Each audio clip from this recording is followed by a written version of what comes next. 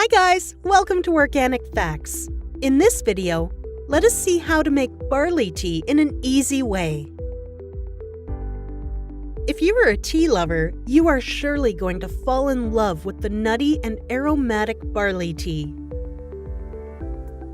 While many restaurants serve the tea, making your own barley tea at home will only require barley, water, and about an hour of your time.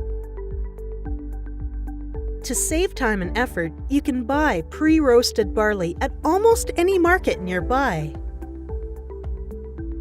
If using unroasted barley, add the grains to a skillet and roast them, shaking occasionally until they turn dark brown. Once the grains are toasted, allow them to cool and then grind them into a fine powder.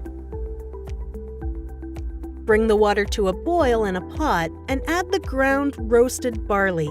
Bring the heat down to a simmer, stirring occasionally. Cool the mixture slightly and then strain it into a pitcher. Place the pitcher in the refrigerator for cold barley tea or serve immediately for warm tea. For an additional flavor, add a few drops of lemon and honey.